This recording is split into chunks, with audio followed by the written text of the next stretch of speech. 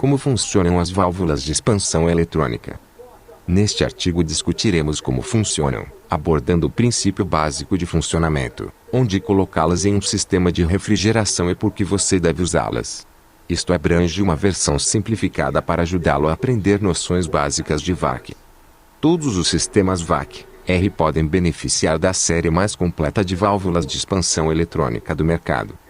As válvulas de expansão eletrônica são usadas em sistemas de refrigeração para controlar com precisão o fluxo de refrigerante no evaporador. Você pode encontrá-los em tudo, incluindo unidades VRF, mini splits inversores, bombas de calor, resfriadores, bobinas AU, etc. No próximo vídeo, que será o 2, abordaremos como funcionam as válvulas de expansão térmica. Elas são muito comuns em sistemas de refrigeração, mas não são tão eficientes ou precisas quanto uma válvula de expansão eletrônica. Recomendo fortemente que você assista o vídeo sobre como isso funciona. Válvula de expansão térmica e válvula de expansão eletrônica. As válvulas de expansão eletrônica são uma evolução da válvula de expansão térmica. São muito mais sofisticados e permitem que o sistema de refrigeração funcione com muito mais precisão e eficiência.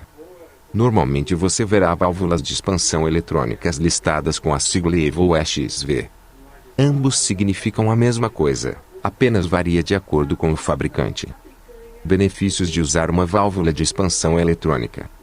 Há muitos benefícios em usar uma válvula de expansão eletrônica. Alguns dos principais são: controle preciso, resposta rápida e precisa à mudança de carga, variação de carga parcial mais ampla do que TXV, mantém o controle máximo da capacidade mesmo com cargas parciais, injeta exatamente a quantidade certa de refrigerante, economia de energia 15%.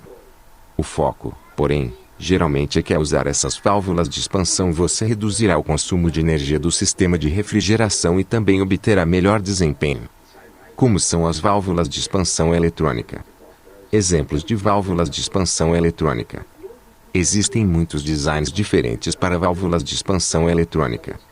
Coloquei alguns exemplos e para que você possa ver como sua aparência varia. A diferença no design depende do tipo de sistema, do refrigerante utilizado e das pressões com que trabalha.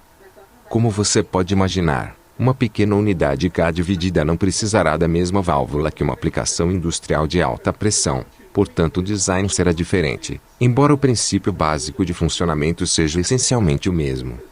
Partes principais de uma válvula de expansão eletrônica. Como acabamos de ver, existem muitos designs diferentes para válvulas de expansão eletrônica. Vamos nos concentrar em um design simplificado para construir seu conhecimento básico. Este projeto usa um motor de passo de ímã permanente. Na cabeça da válvula temos o corpo do motor de passo que contém as bobinas de cobre. Estas são utilizadas para gerar um campo eletromagnético que servirá para controlar a posição da válvula. Situado concentricamente dentro do corpo principal do motor de passo está um ímã permanente. Este ímã permanente é afetado pelo campo eletromagnético das bobinas e a mudança na polaridade do campo eletromagnético fará com que o ímã permanente gire. Preso ao ímã permanente está um eixo. Alguns projetos usarão um conjunto de engrenagens entre o motor e o eixo, mas como estamos apenas olhando para um projeto simples, ficaremos com o eixo diretamente acoplado. No eixo há uma rosca. Esta rosca fica dentro de um suporte que é preso ao corpo da válvula. Na extremidade do eixo está a agulha da válvula. Depois temos a sede da válvula, na qual a agulha entra e sai para fechar e abrir a válvula. E controle do fluxo de refrigerante. Teremos também alguns sensores de temperatura e pressão para fazer medições do refrigerante a fim de calcular o superaquecimento. E estes serão conectados a um controlador. O controlador é então conectado ao motor de passo e dirá quanto abrir ou fechar. Como funcionam as válvulas de expansão eletrônica? Figura de funcionamento do sistema de refrigeração. Se demos uma olhada em um sistema de refrigeração, você poderá ver as partes principais sendo o evaporador, o compressor, o condensador e a válvula de expansão. O evaporador coleta todo o calor indesejado e o transfere para o refrigerante, o que faz com que o refrigerante ferva e evapore. O compressor suga esse refrigerante evaporado, que é um vapor levemente superaquecido de baixa pressão e baixa temperatura, e então o comprime em um volume menor, o que faz com que seja um vapor superaquecido de alta pressão e alta temperatura. O refrigerante então se move para o condensador, onde o calor indesejado é retirado do refrigerante e rejeitado na atmosfera. Isso faz com que o refrigerante se condense em um líquido, de modo que, quando sair do condensador, será um líquido saturado de alta pressão e temperatura média. Em seguida, passa para a válvula de expansão.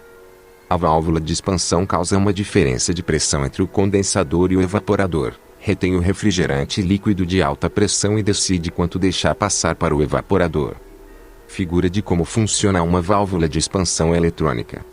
À medida que o refrigerante líquido de alta pressão atravessa o pequeno espaço entre a sede da válvula e a agulha, a pressão cai, o que resultará na vaporização de parte do refrigerante e o restante continuará como líquido. É semelhante a um bico de spray de garrafa de água. Quando você puxa o gatilho, o líquido de alta pressão é forçado através de um pequeno orifício para uma atmosfera de pressão muito mais baixa, o que faz com que a água se torne parte líquido e parte vapor. Esta mistura de refrigerante de vapor líquido é pulverizada no evaporador, onde absorverá o calor do ar ou da água que circunda a parte externa do tubo que forma a serpentina do evaporador. Neste caso, um ventilador sopra ar através da serpentina do evaporador. À medida que o refrigerante passa pela serpentina do evaporador, ele é exposto à energia térmica, o que faz com que ele sofra uma mudança completa de fase, de líquido para vapor saturado, ainda a baixa pressão e temperatura. Durante esta mudança, haverá pouco ou nenhuma mudança de temperatura devido ao calor latente e, em vez disso, aumentará a entropia e a entalpia. Como a energia térmica ainda está sendo aplicada ao vapor na saída do evaporador, não há mais líquido para se transformar em gás. Então o refrigerante aumentará de temperatura e ficará superaquecido. Como funciona uma válvula de expansão eletrônica? Princípio de funcionamento. Após o evaporador encontraremos um transdutor de pressão e um sensor de temperatura que faz medições constantemente e envia esses dados ao controlador. Nem todas as válvulas de expansão eletrônica usarão esse método. Depende do fabricante e do sistema. Algumas simples usarão um único termistor na saída do evaporador. Algumas usarão dois termistores, um na entrada e outro na saída, e depois usarão a temperatura diferencial como superaquecimento. Mas vamos nos concentrar no método de pressão e temperatura neste exemplo, pois é um método muito confiável e que você provavelmente encontrará no mundo real. A pressão é medida e convertida pelo controlador, utilizando os dados armazenados do refrigerante utilizado no sistema para encontrar a temperatura de saturação. Esta é então comparada com a medição de temperatura real. A diferença entre os dois é o superaquecimento operacional. O controlador então decide se a válvula de expansão deve abrir para permitir entrada de mais refrigerante no evaporador ou fechar para reduzir a quantidade de entrada. Como funciona um motor de passo? Figura funcional. Uma vez decidido, o controlador envia sinais elétricos ao motor de passo das válvulas de expansão para energizar as bobinas e criar um campo eletromagnético e variar sua polaridade. Isso força o ímã permanente a girar no sentido horário ou anti-horário dependendo da polaridade gerada. Cada vez que um sinal é enviado, o ímã permanente girará uma fração de revolução para fornecer ajustes muito precisos ao superaquecimento. O eixo que está conectado ao ímã permanente também girará e, ao fazê-lo, a seção enroscada dentro do suporte fará com que o conjunto seja puxado para baixo. À medida que o conjunto é puxado para baixo, a agulha da válvula alcança a sede, reduzindo o espaço entre elas e restringindo o fluxo de refrigerante. Quando o sinal é enviado para abrir a válvula, o conjunto girará na direção oposta e a seção enroscada puxará o conjunto para cima, abrindo a válvula e afastando a agulha da sede, permitindo que mais refrigerante flua. O controlador realiza constantemente medições de pressão e temperatura e envia sinais para ajustar a posição da válvula de acordo com a carga. Quando a carga de resfriamento aumenta, o refrigerante dentro do evaporador evapora muito mais rápido e a pressão e a temperatura da linha de sucção aumentam. A válvula de expansão detecta isso e se abre para permitir a entrada de mais refrigerante lentamente. A pressão e a temperatura da linha de sucção diminuem. A válvula de expansão começará a fechar para permitir a entrada de menos refrigerante no evaporador e manter o superaquecimento correto. No próximo vídeo, que será o 2, abordaremos como funcionam as válvulas de expansão térmica.